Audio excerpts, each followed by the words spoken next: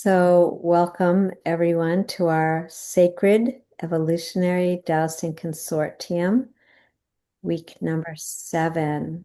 Um,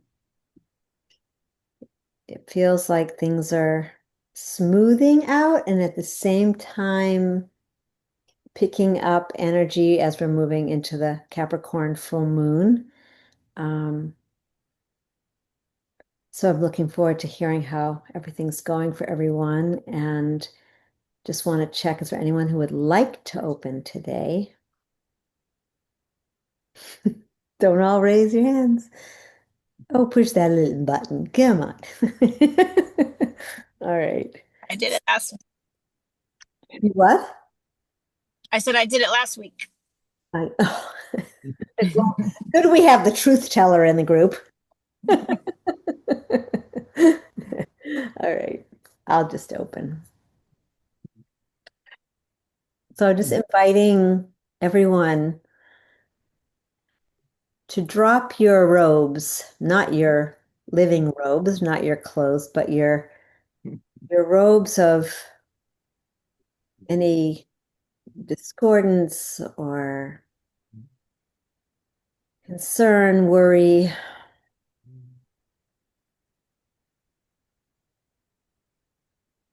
but holding the energy of, things that have happened in the world where children and families are been affected,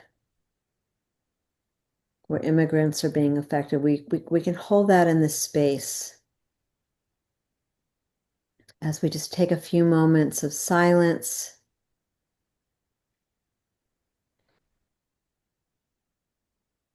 The invitation is to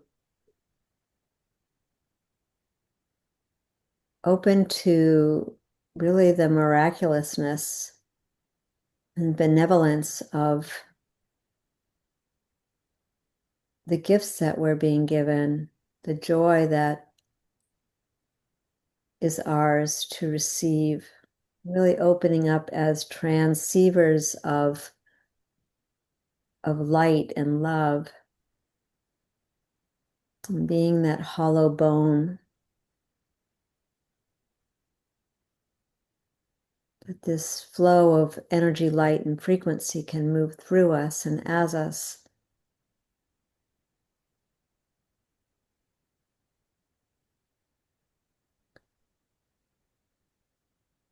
And just choosing to release any past judgments, misunderstandings,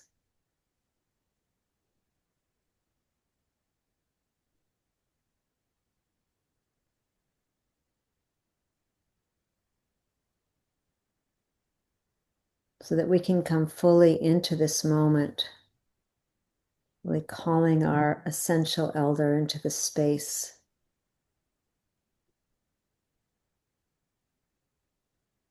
Really feeling our sovereignty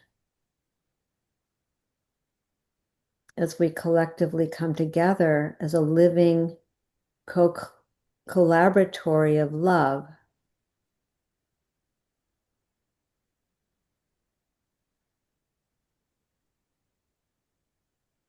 And just releasing into the waters that which is not ours to do, and trusting the divine presencing of this moment.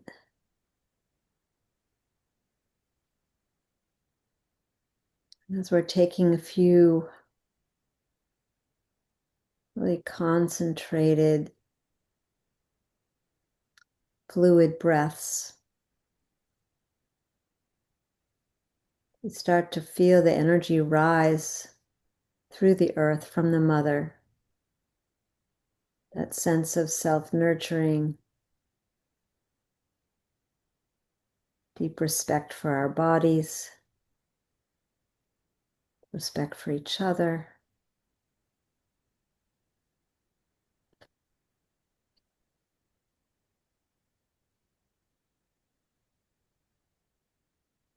and opening very consciously this pathway of trust.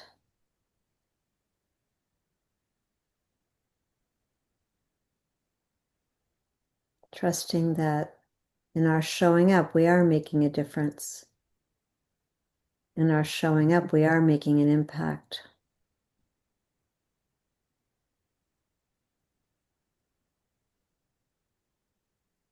And allowing this really shimmering energy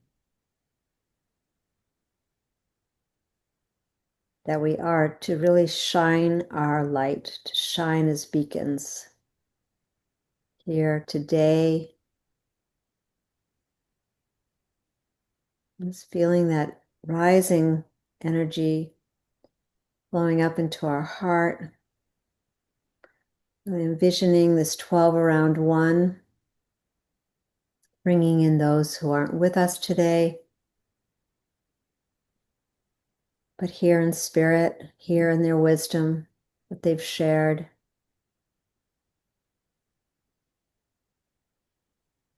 Allowing our consciousness to open to this source field, the living intelligence of love itself, this greater source field.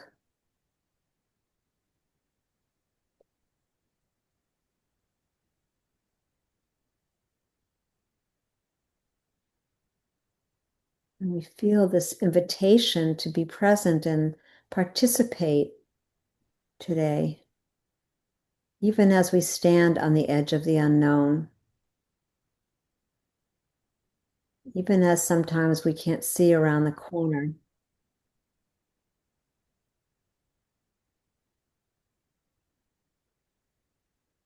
Just being with that energy of showing up and how that feels and how humbling that is.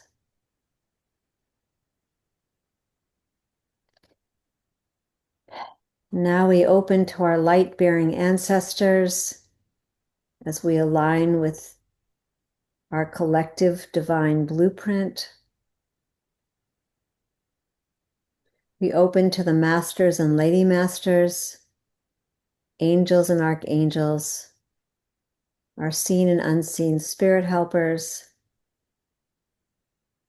fairies, elementals, gnomes, Pan, whoever your guides and guidance are working.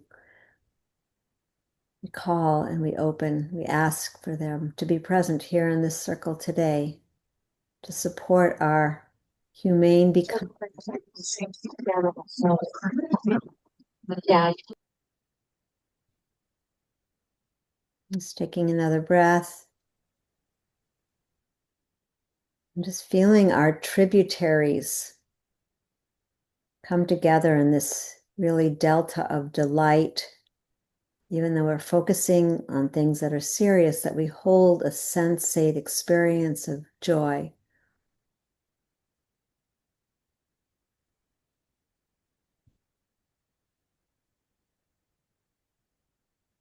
Just allowing that fluidity to encircle and expand out to this beautiful web of light and life around the planet.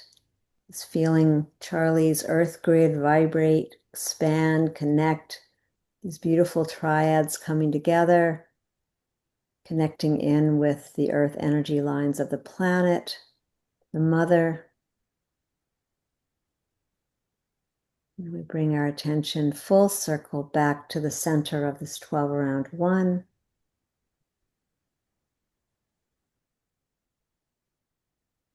And it's really feeling that sense of Ubuntu. I am because you are. We're here together as one.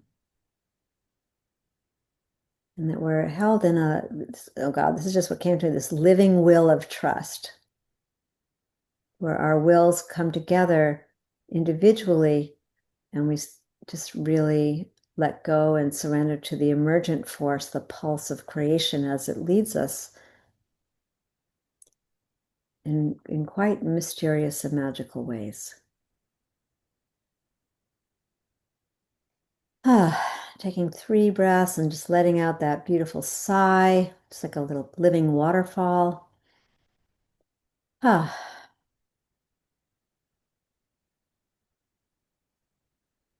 ah,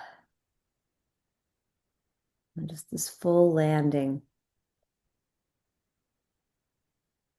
here into the space. So welcome Shanti and Najma, Tyson. Nice to see everybody. All right. So, um,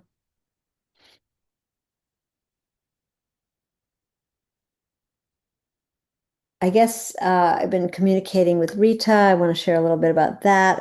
I'll show you what she just shared, what Catherine was talking about, what about this amazing dragon that showed up and what's going on, where they are with the North Carolina school, and just want to let us open and if there's any information, guidance, highlights, to just, not, you don't have to share, but if you feel like something's really been emerging to, that will enlighten us as a collective, please do, please share.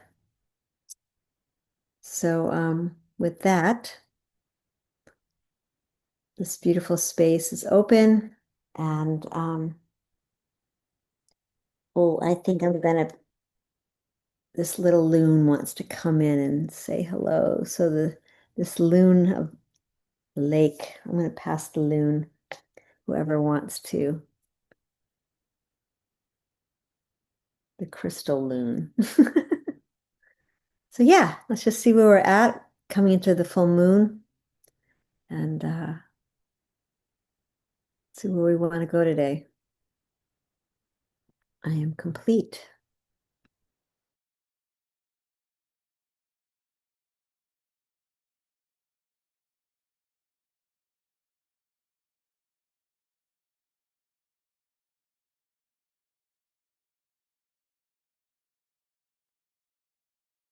So I will take up the loon here. The Looney Tunes here. Uh, oh yeah, nice. All right. Um, well, I just had a nice little opportunity to connect with my wayfinding partner Tyson this afternoon, so that was nice. And it's been a busy week, so I haven't done really much of anything else, but we had a chance to check in. So um, that was great. And I have been doing some work lately in my healing work, also with the Metatron's cube and the 5 platonic solids. And so, and I'm sure you all are familiar with all of that. I've been getting syllables for those geometries. And so I thought to check in with those aspects of the schools to see because in my healing work, I also work with, it's a higher template, it's a creation template and just work balancing those particular aspects of the template. So it's very powerful. So I was thinking to do that with the schools. And so I was talking with Tyson about that. And we did some work around that for both these schools.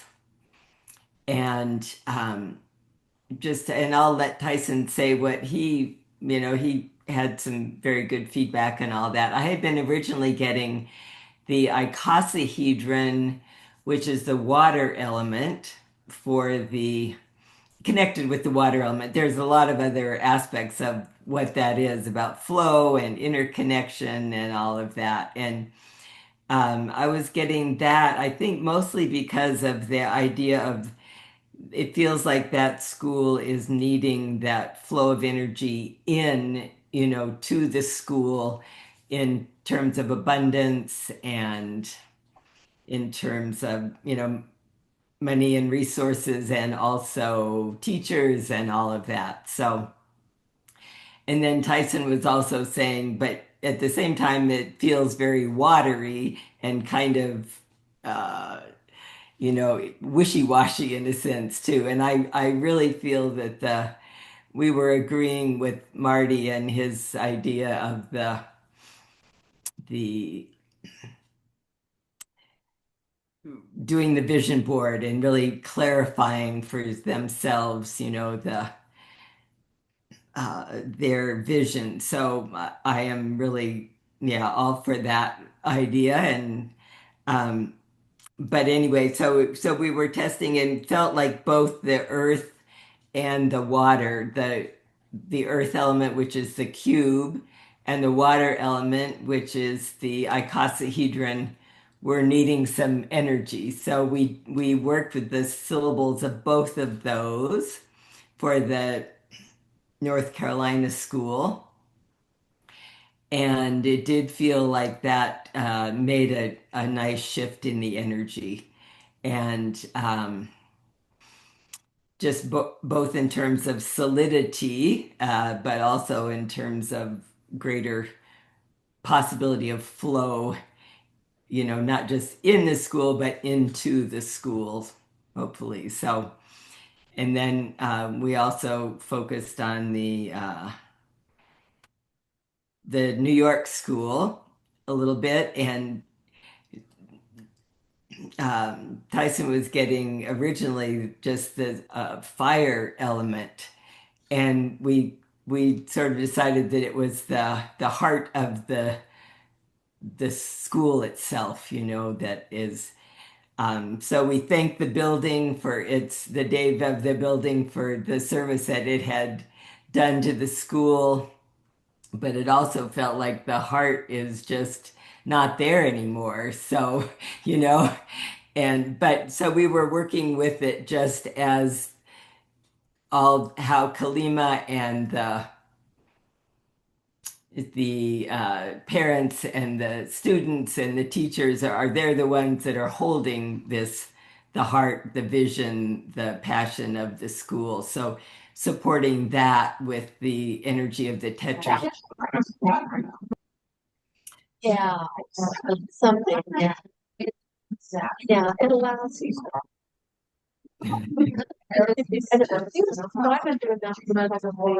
You're muted, Shelly, and Shanti doesn't have earphones either. She needs to mute her. Oh, She, sorry. I did. I just wanted to tell her because she was sending messages, but yeah, sorry. she can't hear us Yeah.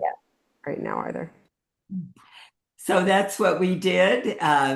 I don't know if Tyson wants to share anything about that, but it felt complete. And we both felt that aside from that aspect of really clarifying vision and all of that, that both schools felt quite complete. So, and I am complete.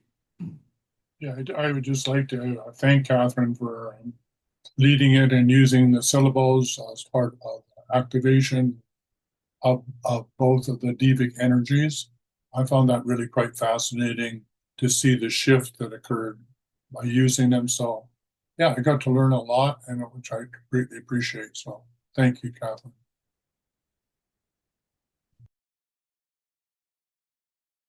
Oh, and I'm complete.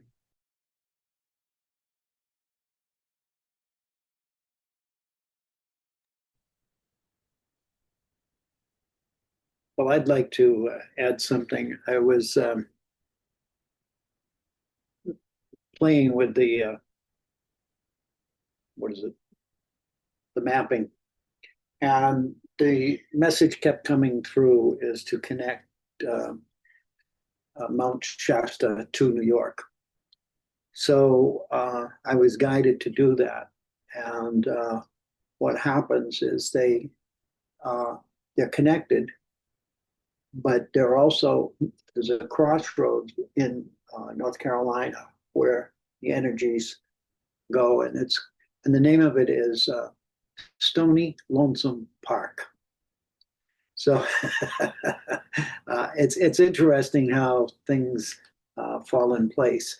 So I thought I sent a picture to Shanti to Shelley, but I didn't, or I got messed up. But I have it, so yeah, I could show it to you if you wanted. But it's what it is now there's two triads, and they're both connecting to Mount Shasta. I'm complete. Thank you.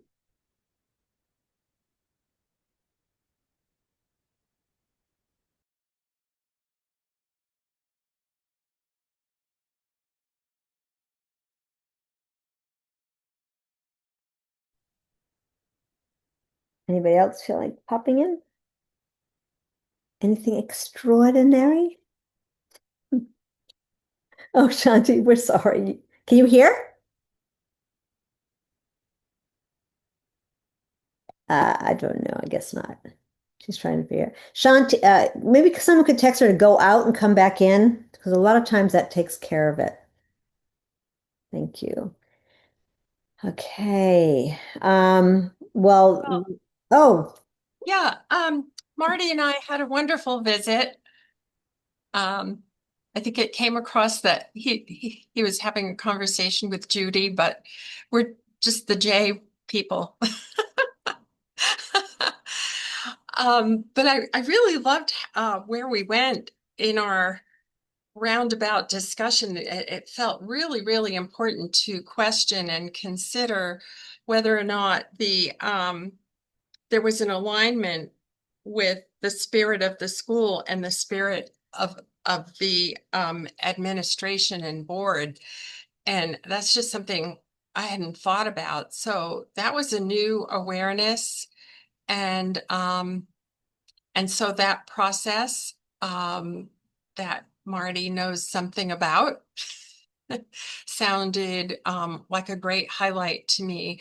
And the idea of working with a vision board and Feng Shui, that feels really appealing to me. And I did have a chance to re-listen to their intentions at the North Carolina school, and that the process of fine-tuning the intention. So I didn't have a chance to do any more work on that, but that feels like a great place to go. So I'm complete. just a quick thing, Joanne.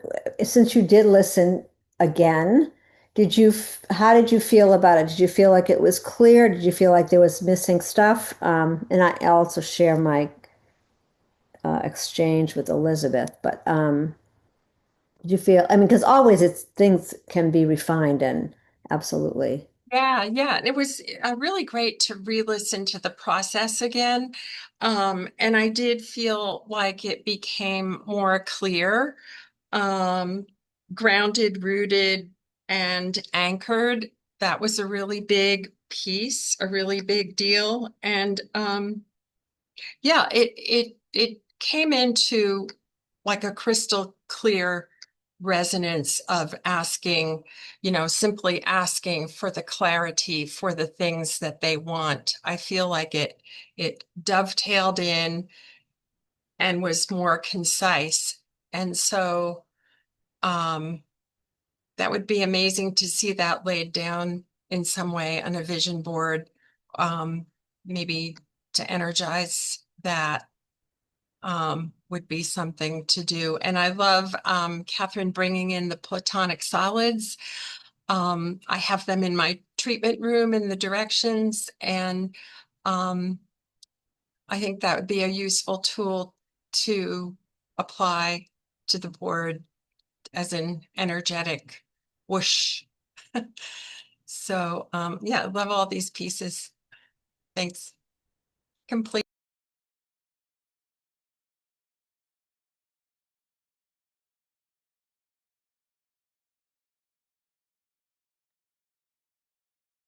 Marty, you're going to pop in? You had a lot to say over the week. Well, when you put it all in writing, then it's pretty well done. I did send everybody pictures on how to build that Janisa crystal. Uh, and from my work with crafting intent statements, which is basically just a different way of talking about a vision board. The more precision that you've got in that, the easier it is to manifest. So, for instance, it would be, to know that, hey, they need 8 classrooms that hold 25 kids each. They need a gym. They need a lunchroom. They need a garden, et cetera, et cetera, et cetera. And so as we start, if we decide we want to go that way, as we start putting this together, the more precision that we can put into exactly the type of facility that they want and need, then I think that we can go ahead and help them manifest that. That does not mean that they'll necessarily move from where they are, but if we include the other aspects of what they want with that facility, it may be that their current landlord will simply find another place, and so they'll stay as the school and get a different landlord. Or maybe they'll be able to work it out so that they can work together. But anyway, that's kind of my approach when I'm crafting intent statements, and teaching people to do it radionically. So I know that we do things a little different here in the consortium, but maybe it will apply. So with that, I am complete.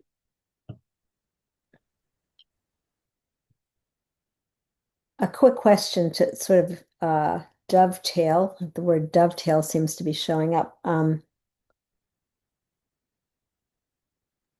would that be a loon tail? Um, Are you willing to set up a potentizer experiment? Like we get this really clear, because I've been thinking of just, do we want to do it for them or do we want to ask them now to put it on, to put at least lay it out and then we can look at it and go, that's clear enough from their own original intentions to know, and then you put it into your, well, we could all actually do it because whoever has a crystal bowl can potentize or amplify the whatever language you would say, Marty, but yeah.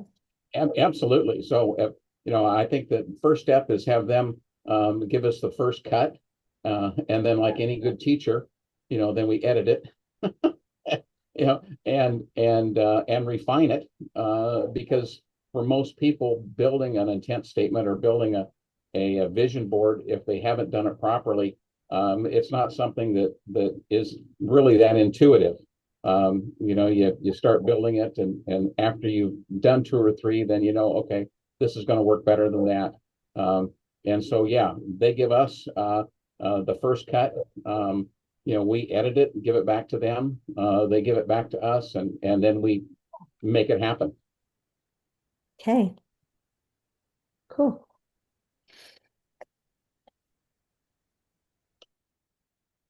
Who's popping from that one? And I'm passing. We haven't heard from Deborah in forever. I mean, it's like she's been on vacation or traveling around the world or whatever, but seems to be having most fun.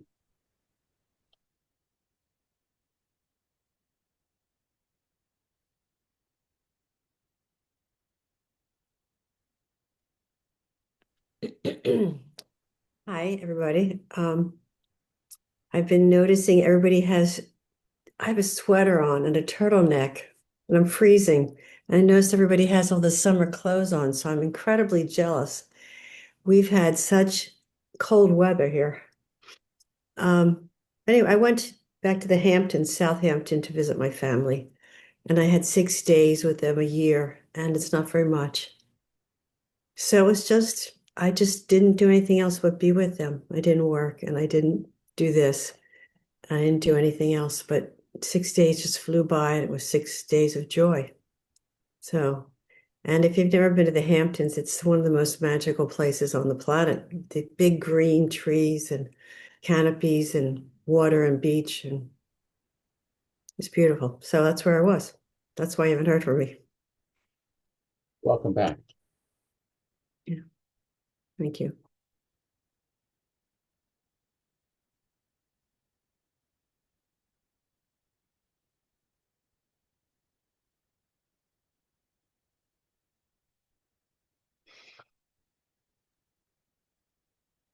I'm complete. Great. Anyone else? Feeling it? Feeling the energy? The excitement, the bubbling up? All right. Well, a couple of things. So just I tried to get a hold of Jamie and we couldn't get together because she was going on this big trip. So hopefully we can talk during the week. We'll see. She has to get there. And interesting enough in this whole talk about vision boards and intention. So if you remember from last week, and I also put in the email that I left Elizabeth McKay with that big question. It was a really big question. It felt like there was also something very big in the way of the school moving into its, no matter, even if there was a straight and clear intention, was there anything that was hindering? Can you hear us now? Okay, I have to mute. Shanti, I'm muting you. So Nalasa, did you ask her to go back out and come back in? Or somebody? If you would do that, just, No, she's waiting for her headphone, and it has nothing to do with her connection to Zoom. It okay, has to do with that she doesn't have headphones and she's in a loud area, and so she can't hear because, okay, yeah. And then she's waiting for her headphones to charge, and then she'll be able to hear us, I think. okay. Well, she But I just, don't know why she keeps taking herself off mute. I know. That's a different problem. Anyway, so I was trying to get, so Elizabeth wanted to get together and this is what she said. So I just want to drop this into this pool that's, of connection that was happening here.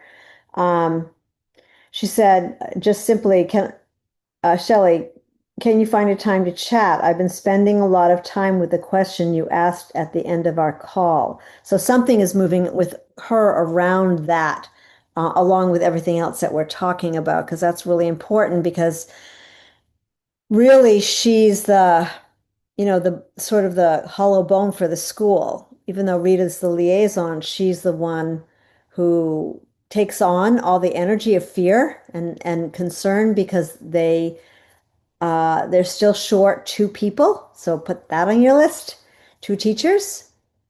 And other than that, I mean, they're definitely caught in that, what do you call it? Sort of whirlpool of concern around that. Um, and then what I wanted to show you from the North Carolina school, if I can just, here it is. So this was really cool. I'm going to show you this one first, just so that we can update with any kind of information. Oops, where'd it go? Can't forget the share button, sorry. All right, there we go. All right. So I get so much open here. Let's see if I can grab this. There we go. So the ring came for the crystal, and Rita is so amazing. She always like works with these. She's really trying to learn the grids, and so she made this for us and for herself as well, is where the golden dragon crystal is and how they're going to use the ring just came. So she's going to be putting that ring under the crystal tomorrow, I believe. And then she sent this dragon creature that I don't know. Catherine, do you want to speak to this? Because this happened apparently. I thought she was sending it because they just saw it around the school. And I'm like, is this real? And she said, yeah. And but anyway, she sent a picture of a golden. Yeah, I don't really have anything else to say about that. That's a different picture than there was another little dragon thing that she sent me too that was actually another little dragon creature, but this just kind of popped in. I don't know where she got that or what the story is about it, but I'll it's find. cool anyway. So that's all. Okay, well, at first I thought, because I asked her for updates and then she showed me this picture. I'm like, what? This showed up at the school? Like, are you kidding me?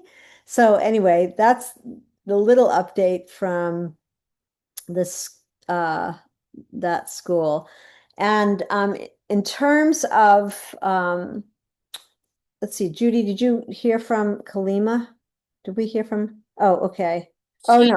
She just wrote, she just went right back. Okay, so this is what Kalima says. No updates on my end. Families at school seem to be making progress with future plans. I am still in the void of creation, I call it, with so many synchronicities. I I have 3 ideas at the moment for what I can do in the fall. Sorry. Staying put and building my consulting business and writing for a year while applying for jobs. Downsizing by moving in with a friend while doing the same as above. 3, becoming a global, well, I'm going to say yes mad. She put nomad, so I'm going to have to tell her about being a yes mad. Becoming a global yes mad while doing the same as above. My son has been struggling, so not sure how to get him over the finish line with high school versus GED. He wants to be a firefighter. So, Sorry, did you already give them the update on our call? I'm sorry, my phone dropped. I had to come upstairs. say it again. Update of. I didn't know. I'm sorry, I dropped off there. I had to drive to a Starbucks. My phone connection dropped. But I was asking if you had given them the update recap of our call with her. Was that before last week or after last week? That was after. I guess I didn't. Hold on.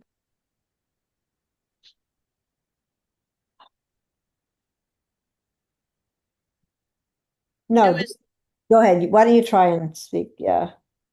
Okay. But we just kind of updated her to what we've been doing. There's kind of two focuses with New York, the space itself, and then all the kids and her going in their new directions and her wish for freedom. And we kind of clarified that a bit, that her freedom of choice of what to do. And she has kind of narrowed in. It was fun on the call because she revealed that she's been working and actually going and speaking at a conference on I know it was about the flow of the children themselves and like each individual students would, but I don't have it in front of me. So like remember the name of her It wasn't it about belonging? Is that her? Hold on. I don't remember. But I can add it in the other email when it goes out. I just don't remember exactly. Yeah, but also I had some previous notes text from her where she had talked about really wanted to be part of a school that honored each child individually and their innate skills. And so that was kind of a new opening. We talked about Waldorf as being geared that way, not necessarily that she would work for one, but and then all that came around to that she actually had been dreaming about becoming a consultant and going working with individual schools and sort of implementing a overlay program within a school that would honor each individual student. So anyway, she's growing into, as she was just saying, sort of formulating, taking time to write or create her own curriculum. Right. It was called Designing for Belonging. Yeah. And and she was actually, it felt really amazing to me. It felt like after coming back from her trip and coming and doing this, that she uh, was asked to speak for more of who she is and more of what she sees. And she, from that experience, she could see where this was really something that she wanted to continue doing, was to be more of a liaison for different schools and almost sharing and teaching more of what she was really her voice and skill and wisdom and really growing that. So she said she was looking for a situation, but at the same time, she felt that that she was also recognizing that she needed to take that freedom for herself, that freedom of time. So I feel really good about the New York school. I feel like it feels very smooth to me, that we've done pretty well with that. Um, and before I bring up more about the vision board stuff, um, last week at the very end of the call, I mentioned to check in with your partners about where do you feel it is at in terms of completion, the two schools. Not saying that we need to, if you felt like you wanted to do some completion something, that was fine. But that, we're just beginning to look at this, where do we feel we're at? And I also heard it mentioned already on this call. So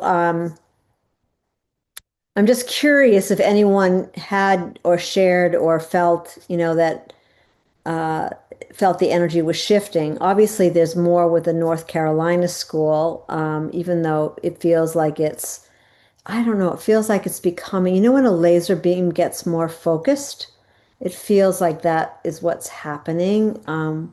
And yeah, so also I want to acknowledge that Judy and I had a call and, you know, she was feeling quite differently than I was. And to acknowledge that that is fine here, that you leave space for people to really speak their truth, that this is a circle of truth. And so I, took a grander look at that. And so I want to just allow that to weave itself. We are in week 7, and I think the vision board and inviting them to I think it's a perfect timing for them to get crystal clear about what they want, because what that says to me is the school has already shifted enough to actually now focus on attracting in what they want, right? And even though, Marty, you were talking about the school might change, and of course we never know what's going to happen, you know, that space is church oriented. They don't have the freedom, but we don't know what will happen with everything that we've been doing. So I definitely agree. So I just wanted to just do a check-in. Is anyone having any strong feelings about, is it time to just let the New York school rest and just keep in touch with Kalima for a week or two and just see how things move forward, or not, or how do you feel? I feel that with the New York school, the people that would want to make it go forward, I think, have already checked out. They're looking at other alternatives, and as was mentioned earlier, that the heart of the school seems to be gone. And I wish that wasn't the case, but I just feel like that we've done what we can, and they've moved on without us. So for me, I see us concentrating on the North Carolina school. Great. Thank you.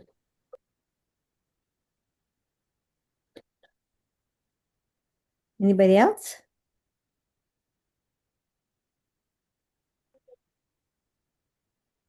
Well, we thank the New York DVIC of the school for the work that it's done in keeping that school together, and send it a blessing for its next evolution, that it attract the ideal stewards for its next evolution. So that's sort of what came through for me with regard to it, right?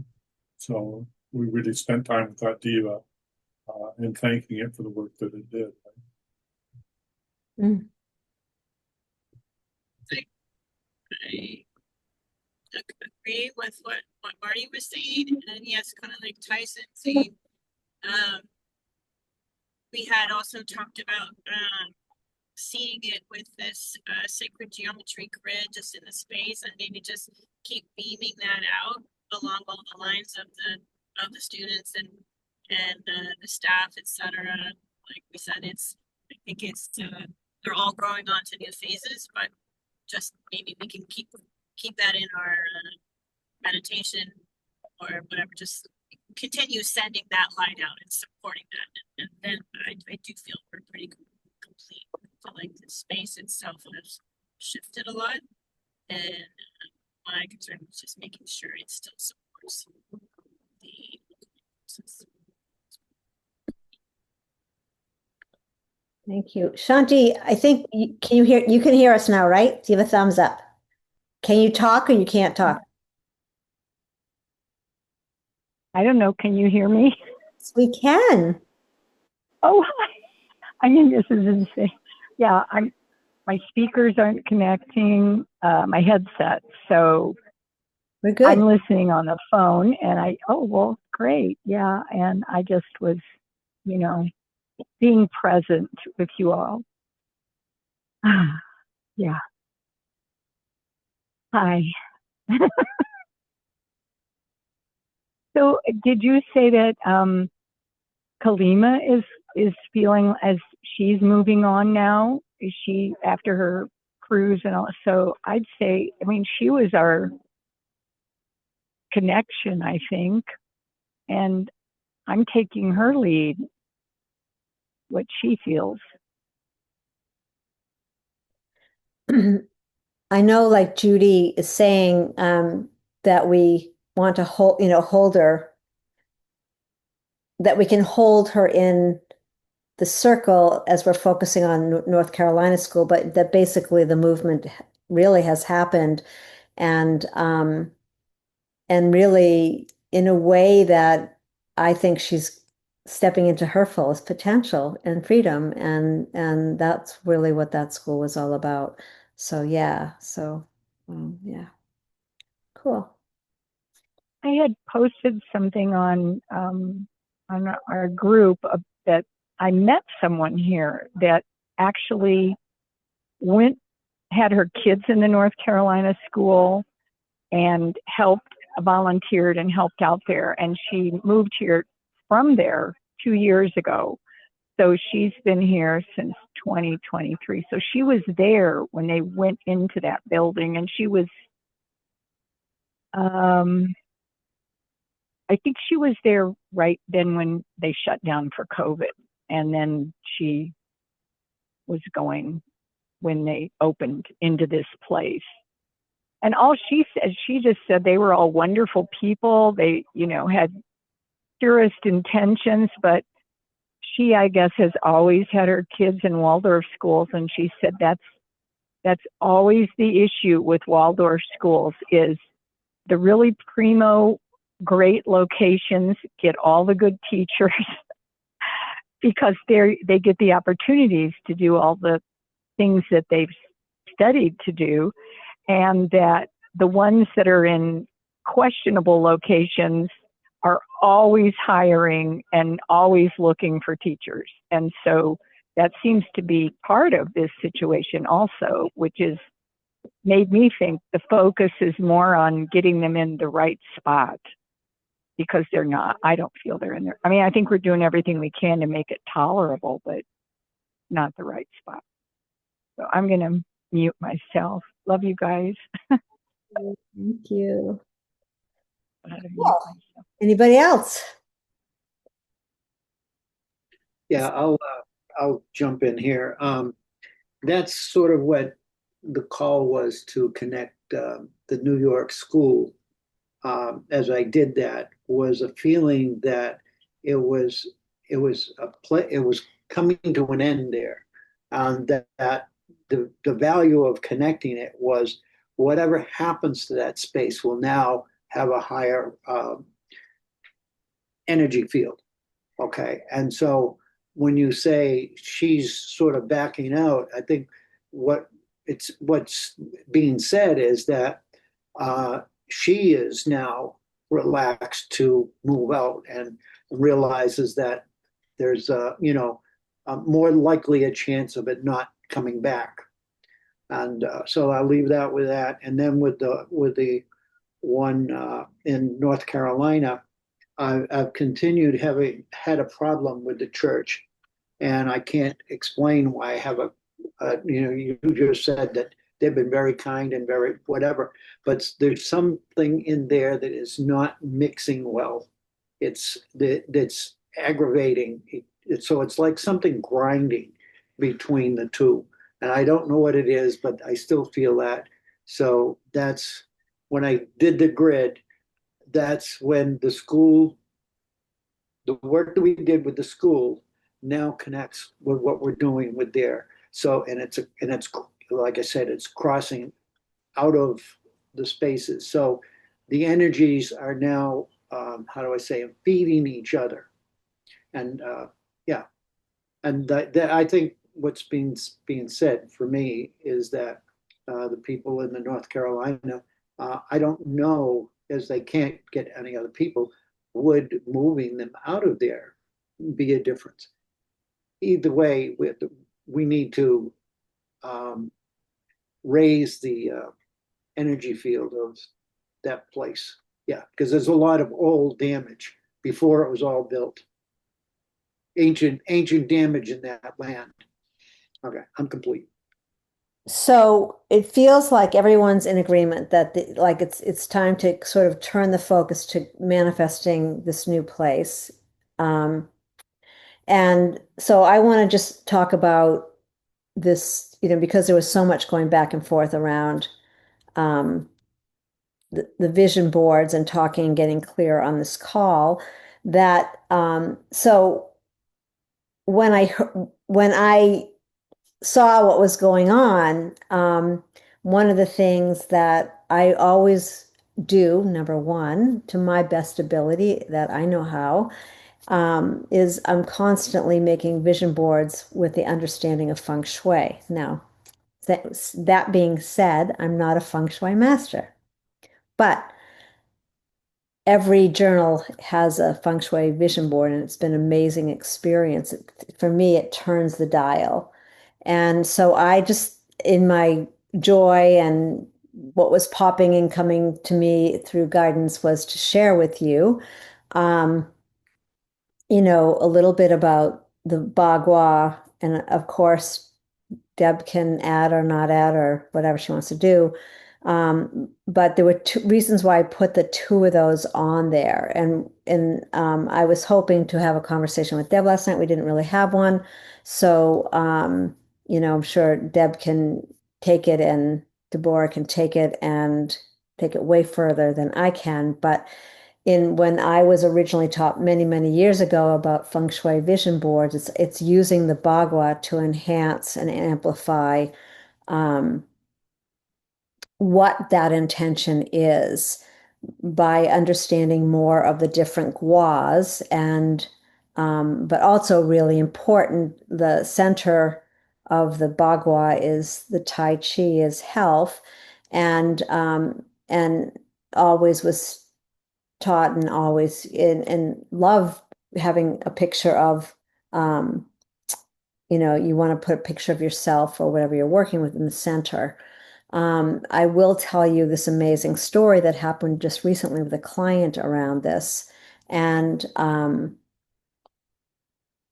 she was trying to sell, a woman that I'm still working with was trying to sell her house and her mom's house in Florida, and it wasn't budging and it wasn't budging. And she called, and I'm going to try and fast forward this.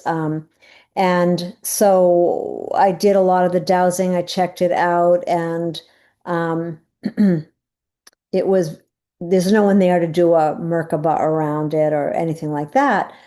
But as I was listening to her, I realized she was telling me what her mother's intention for the money for her was. and she's Iranian, Persian, and she was really wanting to stick with that, but her body wouldn't allow her to receive it in the way because she didn't have a bridge to her joy. And that was what her mother wanted.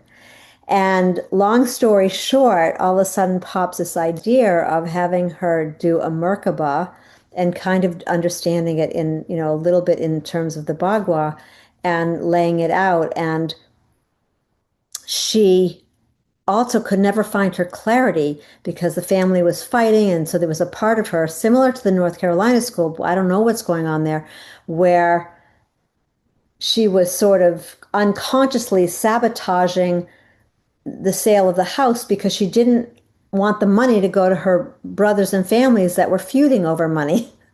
So I had her do this art project and get really clear about her intention and to create a crystal Merkaba with crystals using the syllables, explain to her how to do it. And so long story short, she did it and then she sent a picture. She goes, "Oh my God, that was so amazing." And I'm like looking at it, I'm going, do you have a picture of the house? She has a picture of her and her mother in the center and of the Tai Chi. And I said, "Well, where's the house? Do you have a picture?" And she hadn't done it. And when she put the house underneath the picture of her and her mother, and she got this piece about how she was not open fully to receive. And when she was able to connect that through the experience of creating, in a sense, this way I use the Merkaba as a partial vision board. And she texted me today saying, "Oh my God, I got really clear. Thank you so much. I had no idea how resistant I was to my joy." She said, "I got so clear. I'm taking the house off the market for the summer. I've decided that I'm going to go to Florida and create it. It needs to be painted really bad. And I'm going to do what's needed by me going and connecting with the place. And I am going to fulfill my mom's desire of the money so that I spend it on what is my joy." I had no idea what my joy was. And so there was the full impact of, it wasn't exactly a vision board, but it was very similar to her creating this, allowing the constellation of connection and intention to come together through an energetic alchemical geometry, right? Boom. So it was ultimately that's how I popped in this whole thing about the mercury. I was like, "Oh, share with you guys, at least my understanding." And the reason that I shared the second one, which was, I was because I'll show you in a second. I'm going to share it. Hold on, let me bring it up. So, so, so this is, I grabbed this one because this also shares, explains the guas and what the element is. Shelley, if you would like me to be involved with the feng shui, this would be a good time to change over to me. If you don't want me to be involved, I don't have to say anything. That's quite the way of putting it. But yeah, I had asked you to come Yeah, in. happy to. I said I was happy to. All right. That's fine. Great. So one of the reasons I wanted to jump in right in this moment is because what Shelley put up is not accurate. It's the mental construct of a lot of people, how they think or they've interpreted feng shui over the years. And I got the joy and the privilege to study with Professor Lin Yun. I'll hold his picture up so you can see him. He's just a little Buddha. He's amazing. And I got to take trips and study with him. And what's really super important is to get that feng shui is an oral transmission. It's energy that came from him then came to me, and now I would share it with you. And so I wanted to stop, Shelley, because what I've been taught is that that isn't accurate at all. And so this is a crossroads, I guess, really, of which way you want to go. But it's hard for me to see that because it's screaming that it's not right. And so when I studied with Professor Len Young, we never got anything in writing. We got everything orally from him because each one of us will hear what I'm saying, and it'll be a different interpretation, which is the perfect interpretation for each one of you. And so it's important that you actually hear the information. And so Shelley was talking about the center where the Tai Chi is. And health is one piece of it, but it's really like this little tiny piece over here. It's about balance that's made up of the two fish that are swimming, the white fish with the black eye and the black fish with the white eye. And the eyes are constantly changing and moving, and the fish are swimming. And it's about finding that perfect balance because when we're in harmony, or anything is in harmony, everything flows. And when we're not, we're not. And so what comes up in most people say is it's health. It's about everything, all parts of it's not just our health, not just our mental health or our physical health, but our surroundings and everybody around us. So the Bhagavad was created in a way to measure energy. And we've been talking about energy. And I have to say, all the weeks that we've been getting together, I'm blown away with how much wisdom and knowledge everybody has and how they're always sharing things that I don't know anything about, to tell you the truth. I have been looking up so many different things to try to keep up with all of you. But it's about measuring energy, and it's a way like you use a ruler to measure a distance from point A to point B. And it's a way to measure, like you might measure from A to point B, use a ruler, use a measuring cup for liquid. This is a way to measure energy. And when you embody it and you get to feel this, then you become the measuring tool. And so each gua has its own particular gifts, and each one has like 50 details, but there's one that's most important. And the thing that Shelley sent you, unfortunately, which is universally shared, doesn't hit the main ones. And so it's a mind construct. It's not an internal vibrational frequency construct of the body and what the actual frequency is of the energy of that particular gua.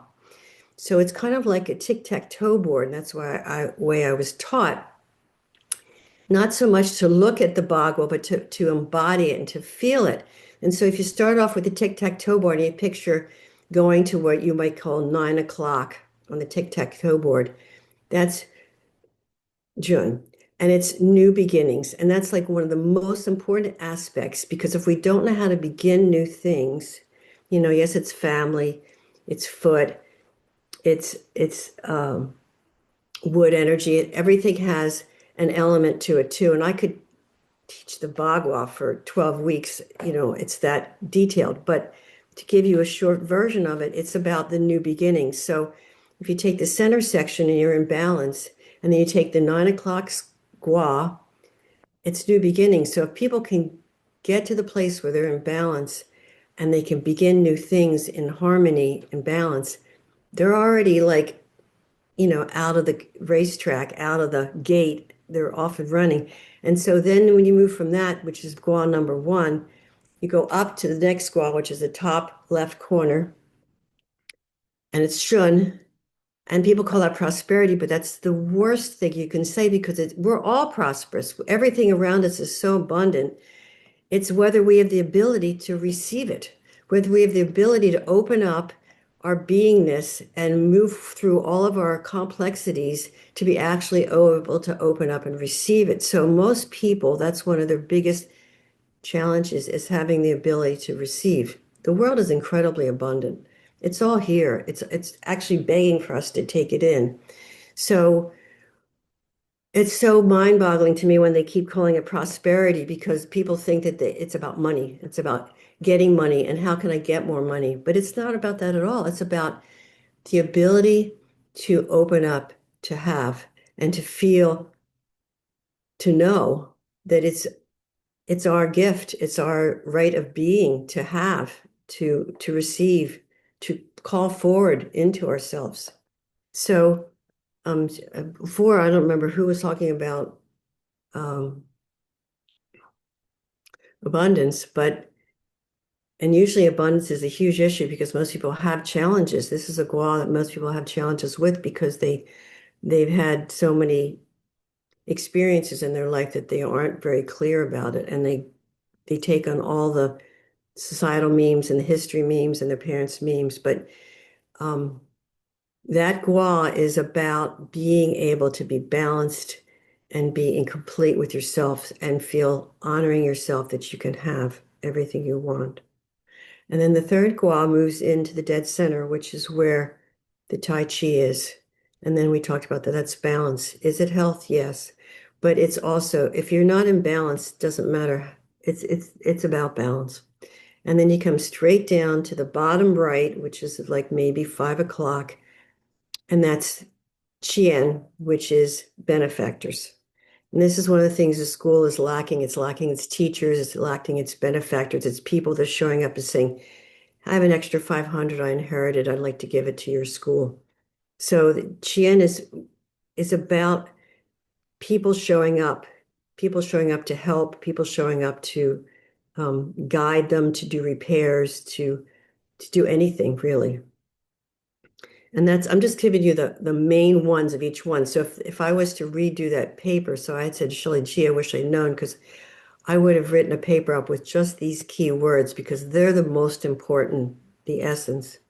And then if you go up to 3 o'clock, I'm going in the order the way the Bhagavad works, is completion.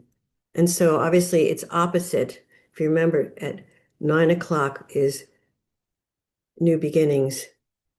3 o'clock, I'm backwards for you guys, but 3 o'clock is completion and people having the ability to take something, to start it, to take it all the way along the pathway in a balanced way and complete it. That's a huge thing. That's really a downfall a lot of people have. They get stuck somewhere along the pathway. And completion is about like being on time, being prepared, being organized. All of that is part of the same gua. And then that goes you go from the 3 o'clock one down to 7 o'clock, which is gun.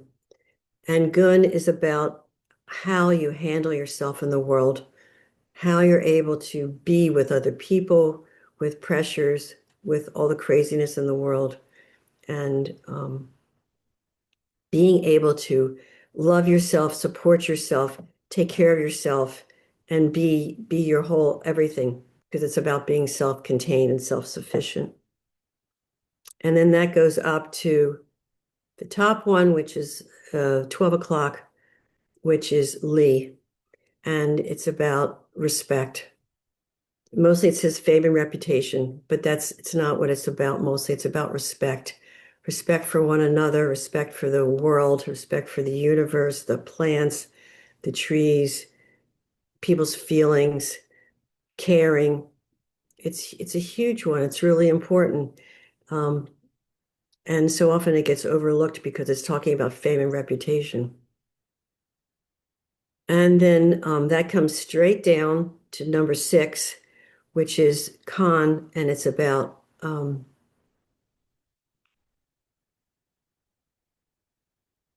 it's interesting. It's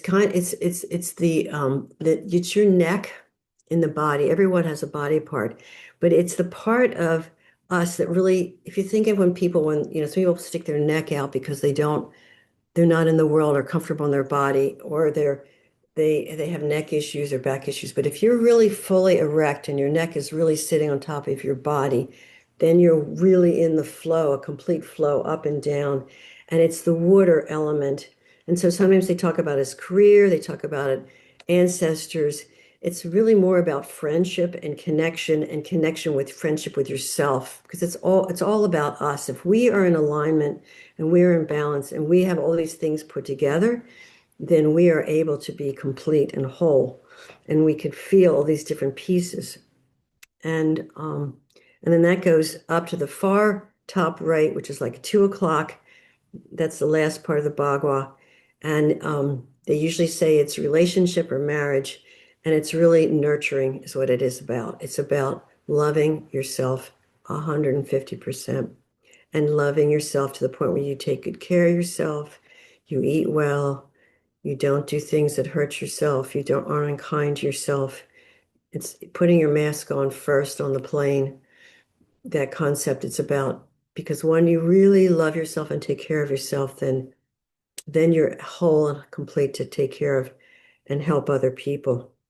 So the reason I interrupted Shelley is because I have such an aversion when I see that, when I saw Shelley give that out yesterday, I was like, just every part of me just flipped over inside because it's so off. And you guys are so brilliant and you have your own areas of brilliance in this. And I love feng shui. I think I did it in other lifetimes, and I really don't want you to embrace it the way it's mostly presented to the world because it's wrong. So if you have questions, I'm happy to. That's the short version. I'm complete.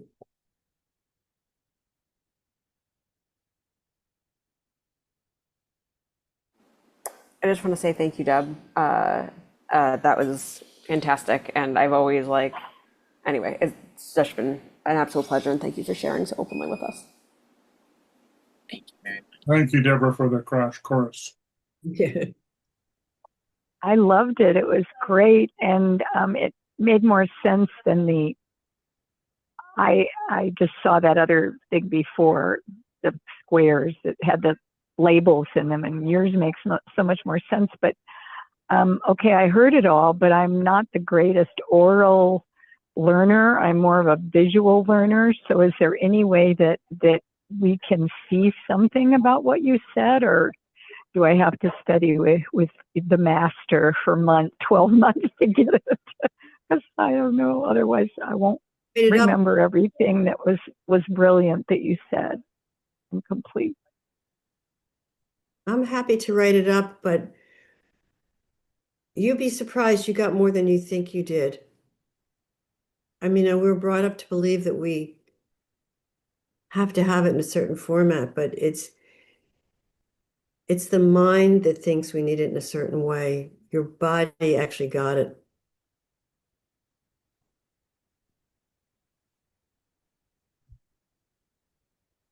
I'm complete. Yeah, thank you, Deborah. I did feel it. I appreciate the way it was presented because I could feel it in my body in a way that I haven't been able to ever. Much more of a visceral experience. So that is very much appreciated. And I still would like to see the diagram or just to remember, how the energy flows and all of that. And because that feels important too, is understanding the pathways but thank you. You're welcome. I'll echo that, Deborah. It was just fantastic to have that experiential explanation. I really got it. I really felt it. And I learn more that way than I do by just looking at a list or whatever. But that was brilliant. Thank you. Thank you.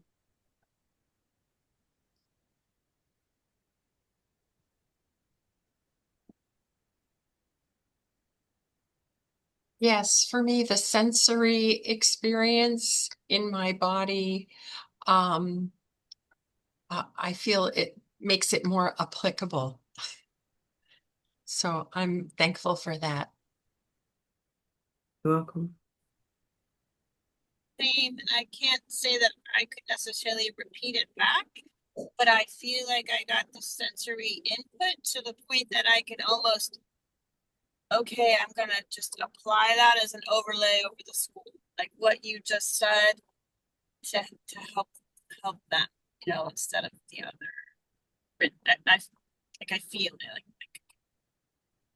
feel the frequency diagram even though I couldn't necessarily speak it back.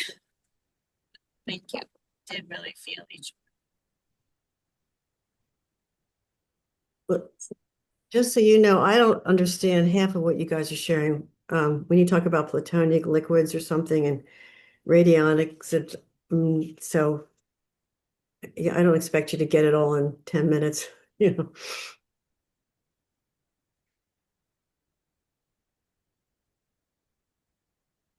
Thank you, Deborah.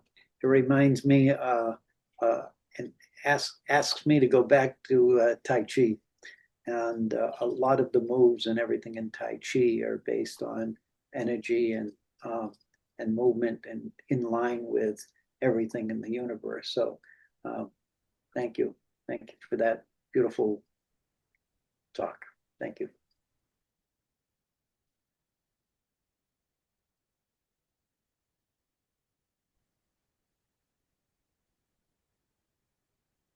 Guess I just would like to add a thank you to Shelley.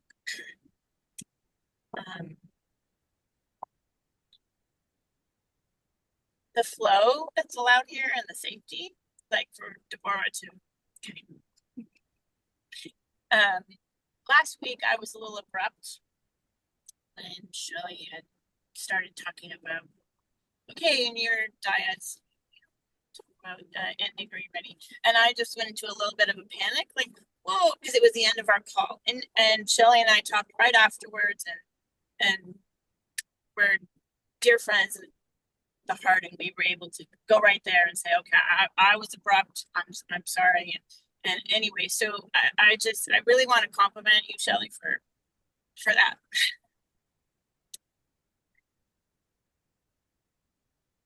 For holding this space with such love. Sorry, I'm very emotional. Our nurse father just passed, and he was really dear to me, so I'm a little bit on edge, but this is truly coming from my heart, and what I just witnessed was beautiful, that we have the safety here to all have a voice. That's not always easy, so thank you. So thank you, everyone. Thank you, Deborah. And I would like to give us a 5-minute break because we didn't get one at the top of the hour. And then I want to come back and talk about some things because I think it's really important because what's coming up here is one of the key segments in our new book, Navigating Home, called and Shanti Hart knows this one really well about I can't remember what we called it in the book now, but I think talking about space and safety and also talking about all this stuff is one thing, and what's the next step of applying it to the North Carolina school from what's been spoken. And also as we're focusing only on the North Carolina school and letting go a little bit of the New York school, that leaves a little more space for people to share more deeply. Like even Catherine mentioned a template that she was using that none of us have ever heard of before. So anyway, but let's take a good 5-minute break. See you back here at the bottom of the hour, and we'll come back. And I do want to share a little bit of some deep stuff. Yeah. All right. Okay. Blessings. Thank you. I really appreciate that. That was beautiful. Thanks.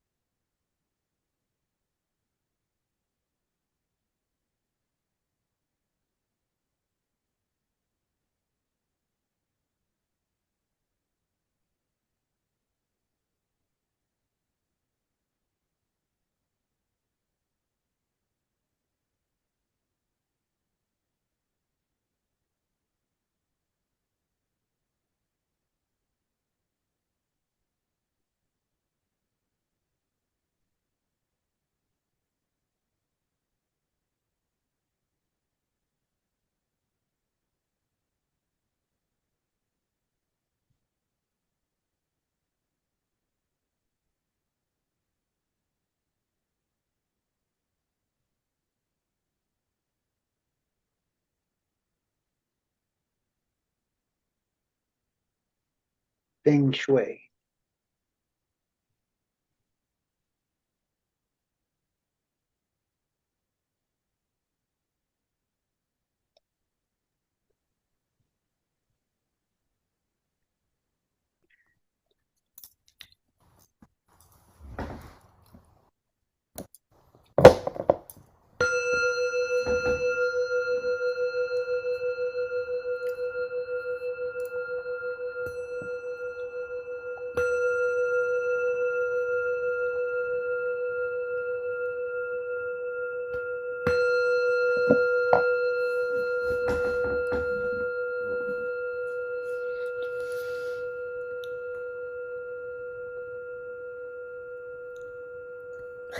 I think the people in the restaurant are hearing the chime. He was he just turned around and was like looked like what? No. Come on home. Come on home.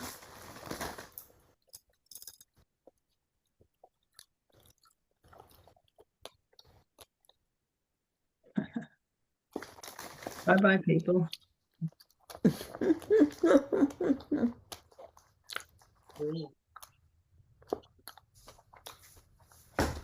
gotta get hold on.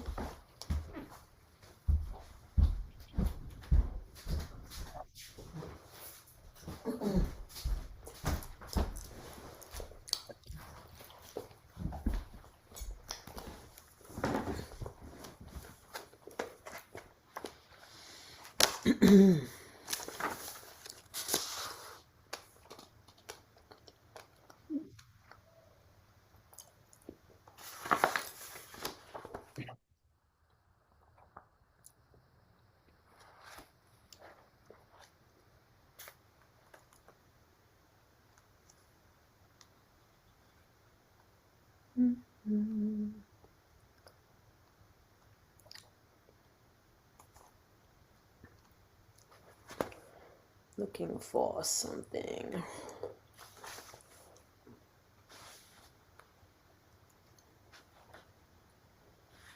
Oh, I found it. Where's Shanti Hart?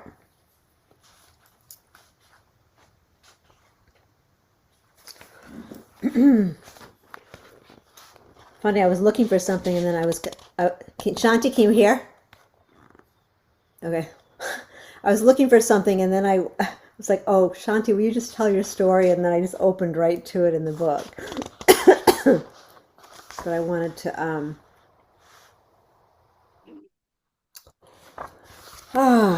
going to do a little reading for a moment.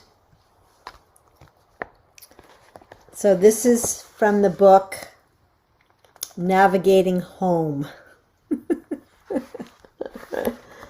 And some of what's been talked about, if you were to jump to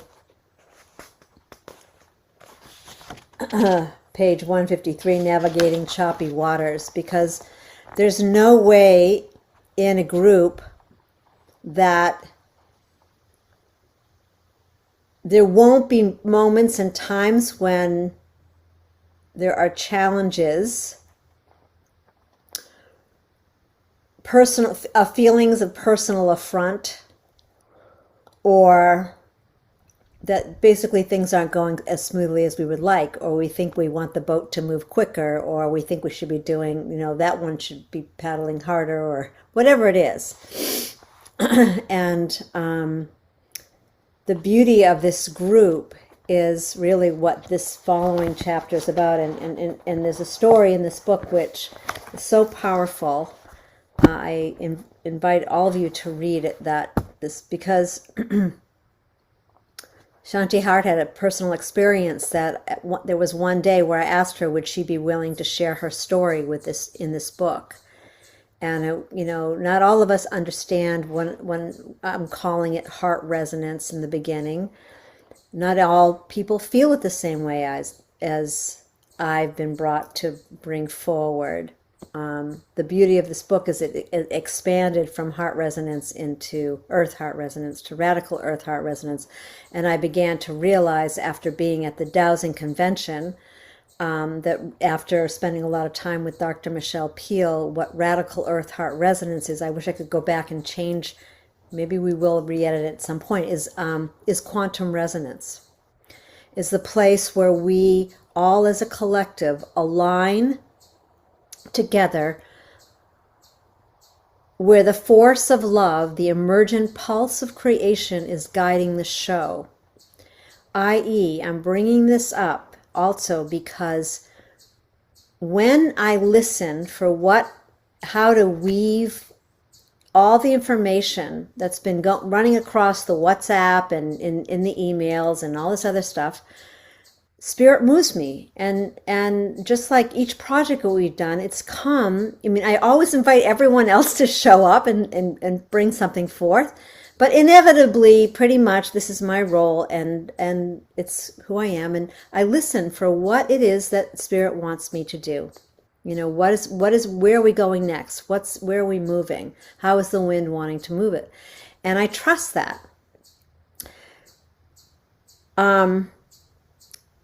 Okay, so I trusted that when all this stuff about the vision board was coming up, and I got pinged, and I like it was like, you know, sometimes when you feel the coherence, it's like a constellation coming together. It's not about anybody personal. It's just and then we track that and we follow it and we find the synchronicities and flow that come from that, and we learn that by trusting that level of intuition. And in a group, it's much more difficult. It's not easy. And we put ourselves at risk a lot of times, right? And I love what Judy just shared because, you know, she described a situation that was really difficult. Like, you know, she kind of interrupted me. Maybe I was wrong. Maybe I wasn't wrong. But there was this moment where all of a sudden it got even more confusing than it might have been, you know? But the moment to be able to pick up the phone and call and in 3 seconds be able to be heard and seen and felt, the resonance takes over. And so similarly, in, you know, putting up those 2 diagrams, it was like, I just went to the bathroom like, oh my God, you set me up, universe. You know, but if we can be in a place where we don't take things personally and we understand that we can own, and so triggers, and in this book it's called Choppy Waters. Well, how do we work as a group and really hold that and maintain that resonance that requires a surrendering. It absolutely requires a surrendering of use me, use my hands, use my heart, use my eyes, use my throat, as it was being spoken about, and my mind aligned with my heart, so that I can be willing to trust when those big waves do come, that we can, as Deb was sharing, that we can maintain the balance, you know, and be able to hold that the wholeness within, and also not blame somebody else, because as soon as we start blaming someone else, you know, what tends to happen is we're no longer fostering the coherence of the collective, especially when we're working together in this beautiful 12 around one. So I just felt like I wanted to read this because I thought it was so beautiful. And this is a quote from Tyson, which is really beautiful. And this little part is called Fostering Group Coherence, because really that's when the sense of humility and trust really develop. This is an opportunity to experience the magnificence of spirit speaking through a group in ways that allow us to be guided in a stronger field than would be possible as individuals. And what I want to say to what, you know, in Deborah showing up and sharing all of that for me, or Judy calling, you know, it's an act of courage, core, the heart, to be willing to step at a place where you might not want to go, or might not know how it's going to get worked up, and to really trust. And it requires a safe field to be able to speak and then be received for the beauty and shining light that you are. So Love is the cohesive force within the resonant field, uniting us into a harmonious whole with all creation. The foundations of group harmony lie in love, trust, and being self-referential, meaning self-ownership of what I might say or do. Or self-referentiality is the ability to be self-consciously aware of the creative process. It is taking responsibility for our actions rather than projecting blame onto others or circumstances. It involves a willingness and the courage to engage with our own experiences as opportunities for total growth. Self-referentiality plays a pivotal role in transcending our differences, paving the way for a more profound coherence and understanding within the group. Okay, I'm just going to read this one part. For instance, in Shanti Hart's story, her response to her strong and uncomfortable reaction was remarkable. She acknowledged, I see how I allowed and perpetuated this situation to exist. You'll have to read the book and the story. Shanti demonstrated courage by opening her heart and communicating her truth while remaining supported. A shift took place for all as Shanti again embraced the group, expanding the group field of love. And lastly, staying present, attentive, and responsive to unfolding emergent energy allows us to sense when something or someone in the group requires attention. Respecting each other's autonomy and recognizing the unifying power of the field empowers us to pause and sit with emerging emotional tensions, facilitating the development of the group's harmony. And I think I'll... Well, you're just sharing the happy end results and not the torturous process that the whole consortium the authors had to go through for, how was it, a couple years of me getting to that happy end. Right. It was painful for all of us. Probably all of us, I think. Well, I think it was challenging, but here's the deal. Like,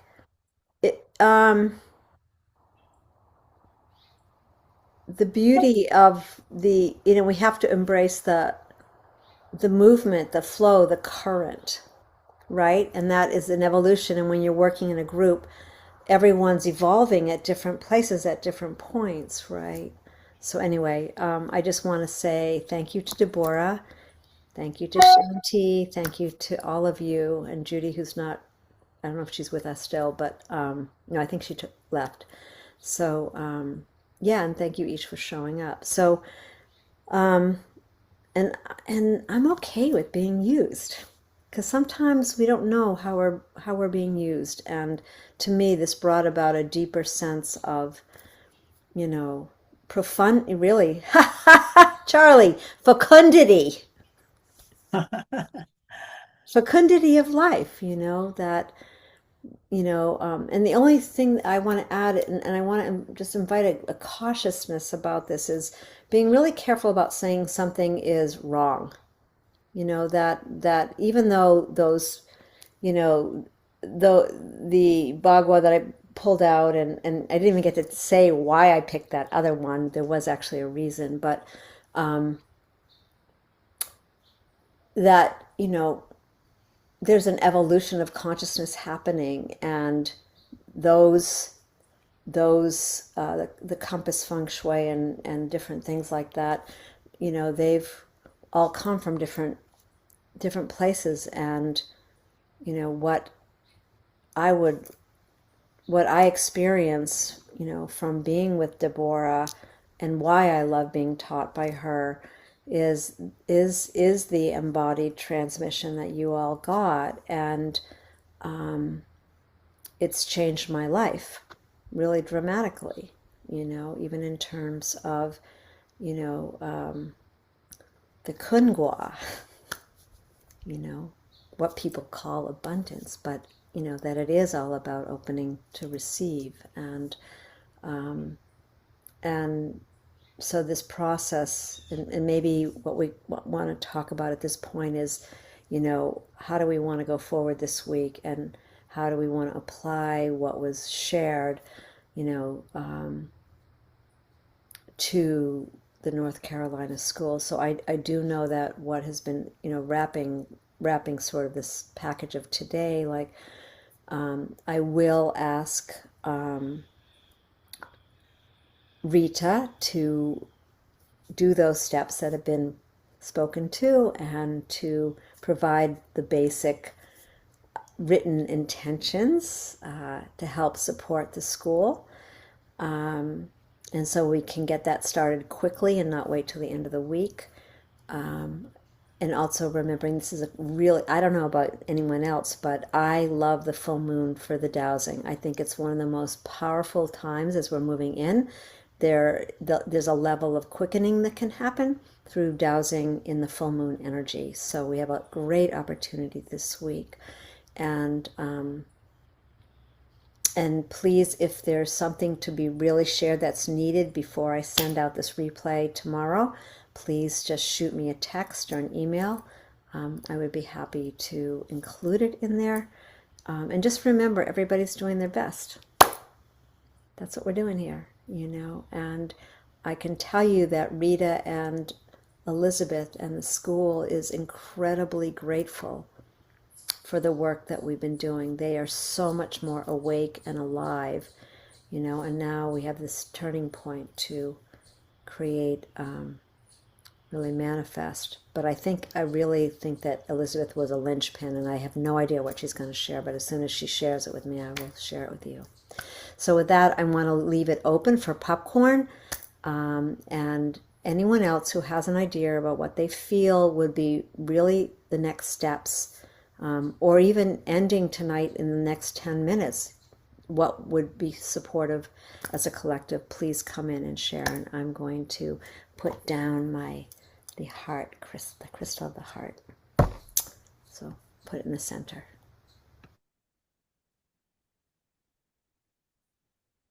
I think one of the thing I liked the most about what Deborah shared was that I'd only ever seen those other diagrams, and it was always, okay, this is the front door to your house, and this is the this, and you know, it was like all, and I was never, I never thought of it as my body, and that's changed. That's what's so cool is that, you know, and I wish I could have remembered every bit of it. I mean, I remember the numbers on the clock, that helped. But then which part of my body is which, and to think of it as just my own inner balance and not the structure that's surrounding me, that was very useful. I'm complete.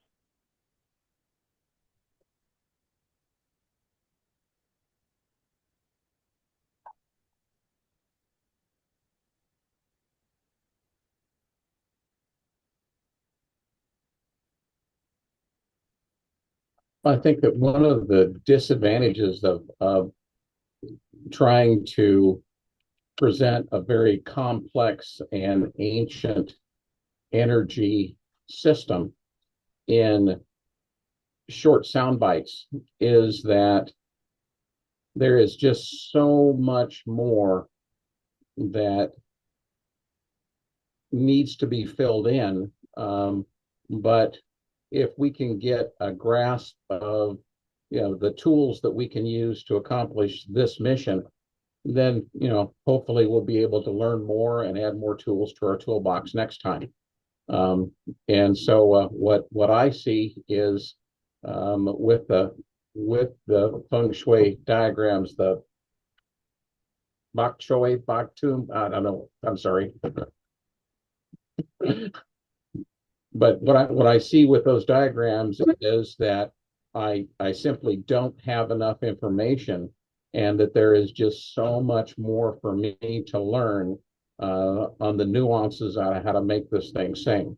And so that for me, you know, seeing two completely different interpretations of the same information, for me is extraordinarily exciting, because that tells me that there is like an oh my god amount of good stuff here for me to learn. So I'm just tickled pink. I'm complete.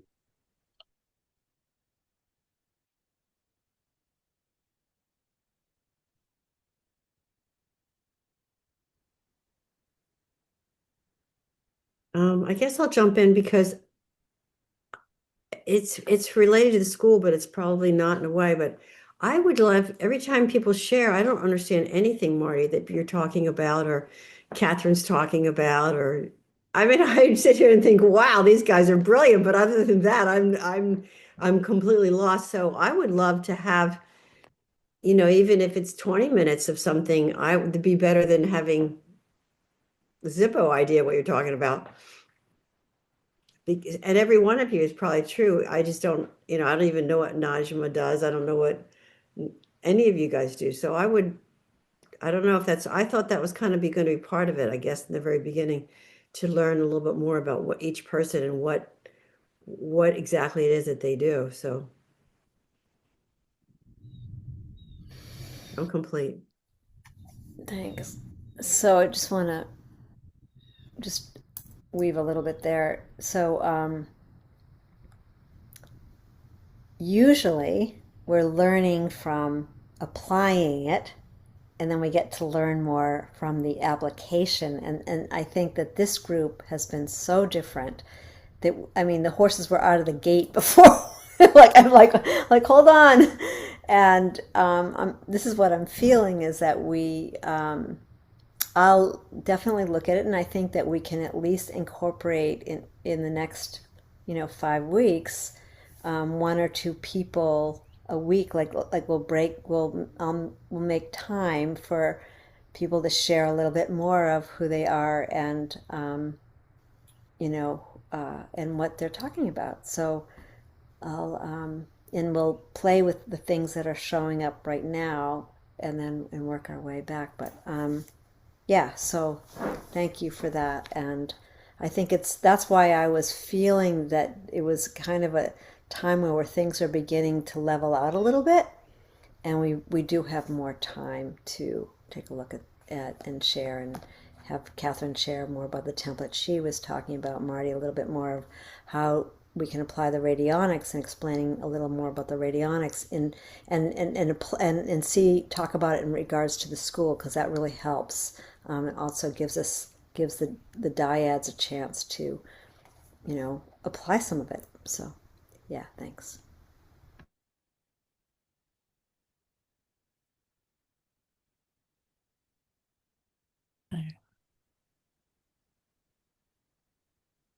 I would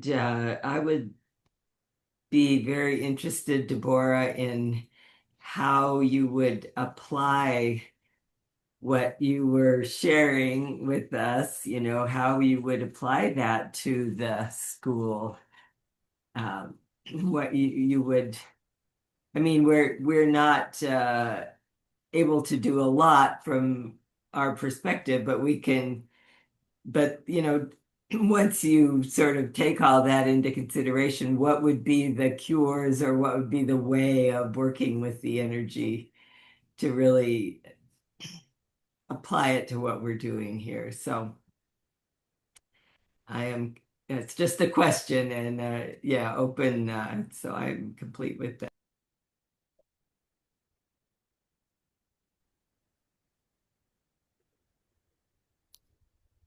Anybody else want to pop anything? Well, there's two things that Deborah said that really struck me. Well, more than two things, but two big things, and that was really it's a self-referential or map, and I found that really quite exciting. That because it makes perfect sense that as we relate and love ourselves, that's how we manifest into the world. So the more we understand about how we co-create with the forces around us, the more we understand ourselves, the more we can be beneficial in co-creation. The other thing I really loved was it's not something that the mind needs to necessarily grasp. The body gets it. And I love that. This is a new concept that I'm starting to understand coming from an academic background. I think that I need to study and learn and know. And if I don't know it intellectually, I don't have it. When in actual fact, my body's already got it. And if I really want to know, all I have to do is be still and I'll receive guidance around it. So this is a pleasant reminder of that level of wisdom come from the ancient technology of Feng Shui. So thank you, Deborah. I appreciate that. All right. So let's wrap this up. Deborah, there were, I mean, so I think just for the clarification, because two people asked and even said, do you want to leave it that there is, that basically people will just take what they have and there will be no Bagua, simple breakdown, or do you want to try and do something for the group or not? And I know it, I don't care, but there was two questions about it. I was going to just sit with it and see what kind of came Okay. forward. But Great. I'm not opposed to putting something together, but then I feel like it needs more explanation, and I didn't know if I got more airtime or not. So I don't know how this all plays out. Okay, so let's you and I will chat a little bit and let it just perturbate, marinate. And so don't forget about your dyads this week, your wayfinding dyads. I think it's going to be an exciting opportunity. You will receive the replay, so be it, and so it is. And yeah, stay in touch on WhatsApp and keep your eyes out there. So with that, I would love to ask someone to bring us into a coherent spiraling up and out.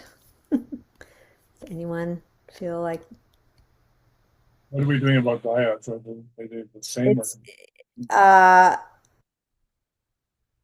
okay, this is week 7. You and I are together, Tyson. We haven't met yet.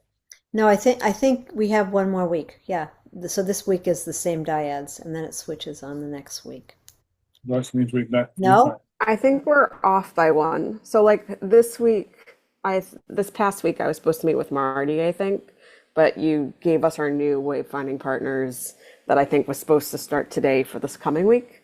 No, Because I don't. Okay. it should be even. If it's the 7th week, it should be the same partner as the 6th. Yeah, that's what I'm saying. Yeah. That's what you're. And My Catherine, last week was Jamie, and this week is Jamie. So anyway, Okay. just Anyway. just follow what it's in the email. It'll go out in the email. The same. I actually have a list, an ongoing list, and so I will double check it. But no matter what, I know that I had Jamie this week, and it was the new list last week, and today is the same as that week before. So I will double check that it's correct. But whoever you met with this week is who you would meet with. The past week to today, you'll meet with this one. Yeah.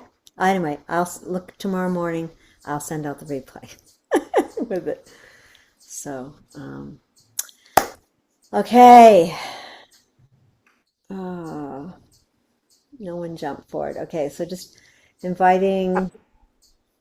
I was happy to do it if you want. Okay. So as the sun comes shining on me in this hot country, just taking a moment to feel our heart, our collective heart of us gathered together in this 12 around one circle. Bringing in Jamie and Judy, sending Judy some love for her passing and just holding her in tenderness and care from afar.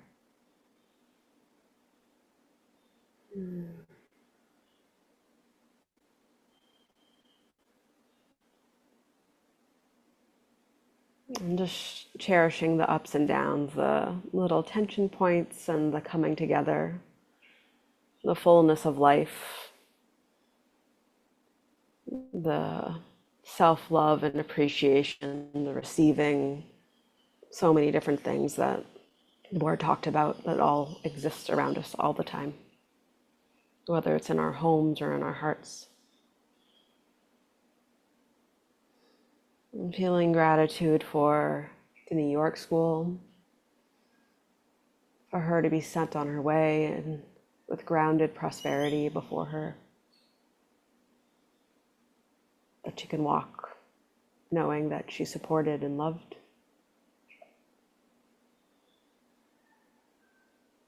And sending her off with like beautiful butterflies just like floating around her as she goes, knowing that we're still here for her, holding, watching from afar.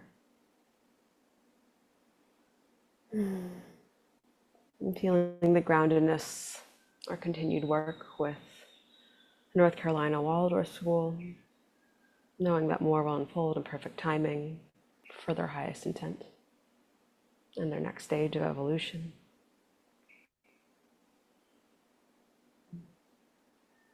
And just taking a moment to feel gratitude for yourself, for showing up, for being present with us all, for us expanding, for learning new things, and saying yes to love, to living, to joining together in community. And the little miracles and synchronicities that happen along the way.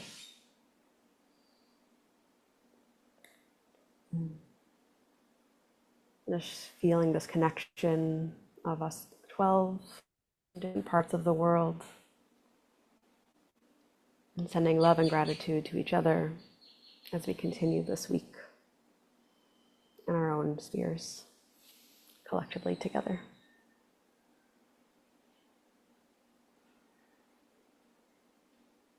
As we've been dealing with intention a little bit, just imagine a golden pebble making a wish and just kind of tossing it in front of you through the week,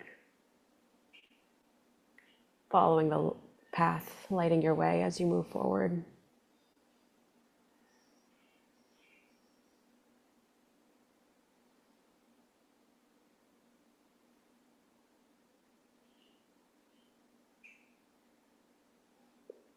And thank you, record keepers.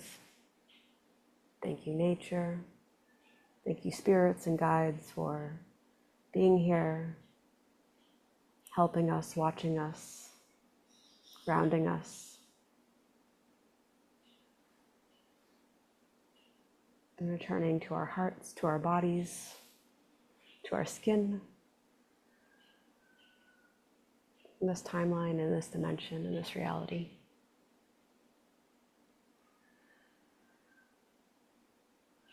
Thank you, thank you, thank you. Aho.